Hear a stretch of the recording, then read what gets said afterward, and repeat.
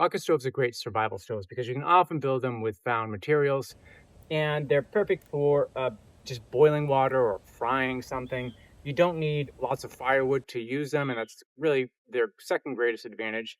You can use simple sticks and twigs in order to make a fire and produce enough heat to boil water or fry some meat or whatever the case may be. They're great, I think, in urban situations. If you're ever needing to bug out or the grid goes down, you can find bricks and blocks in vacant lots easily. The most basic is this simple brick setup. I like this one because it's small and it doesn't produce a ton of heat, which has an advantage if you're just looking for low heat to simmer something. I'm going to show you this version, and then we're going to build this more robust rocket stove. But first, let's look at this version. Now, the first thing we need to do is we need to split one of these bricks in half. I'm going to use a squirt with a cold chisel and then hit it with a hammer to break it.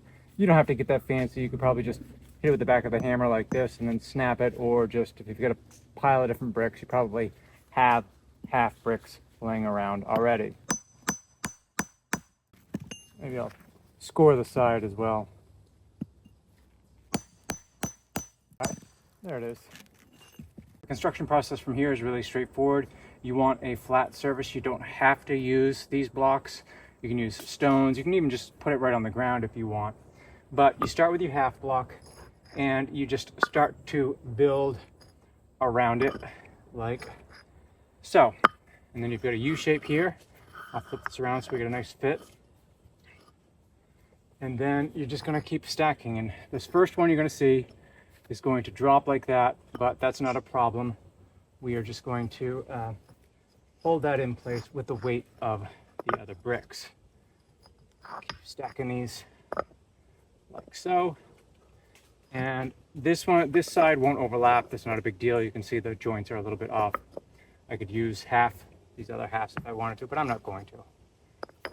And there you go. That's going to hold in place. And we just keep stacking from here.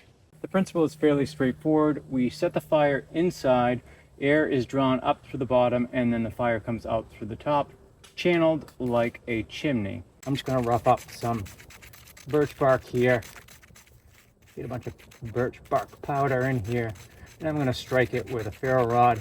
I've got some dry grass, mostly dry grass, that I'll feed into it. It's important that you have a variety of small sticks, etc. on hand so that you can just immediately start feeding it.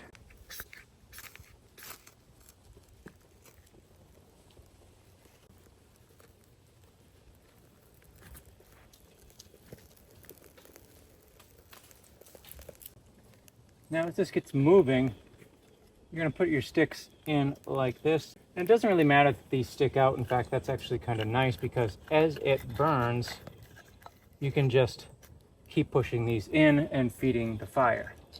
And from here, I'm ready to start cooking if I really wanted to. I can set a couple more bricks like so and set my billy pot or frying pan directly on the fire and start cooking.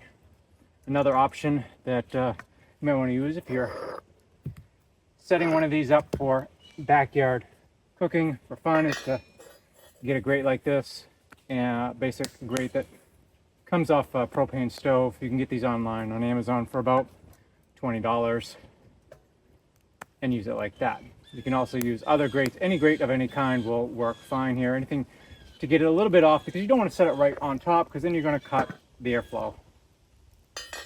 So this is what I would call a basic, no frills, easy to build brick rocket stove. Now, while I do like this stove for basic, quick, expedient use, there are some downsides to this smaller stove.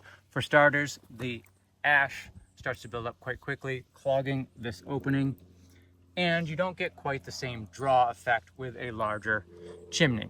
So let's look at some ways that we can improve upon this simple design. So the base of our new and improved or more robust design starts off essentially the same way.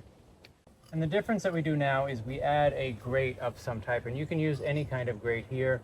Wire mesh would work well. I'm going to use this fire grill basket, hamburger basket thing, and use this as a grate. It's not going to sit flat like a wire mesh would. but it should work fine. What this is going to do for us is it's going to add better airflow. It's going to make a better draw. We're going to use the other half of the brick that we didn't have to use last time and set another layer like so. And from here, it'll end up following the same process as before. Now what we've got going on here is we've got a base here to build the fire on and a draw underneath, and obviously some ash will fall underneath, but that's okay because we were running into a little bit of a ash challenge before with so much buildup. It was compromising the draw of the air. Fine for short-term use, you can pull it out easy enough, but this will be a little bit better. And the second thing that we're going to do here is we're going to make this thing taller. That will give it a better chimney effect and a better draw, so that it will be better for making higher heat that we can then use for cooking boiling water faster, which may be something you want to do.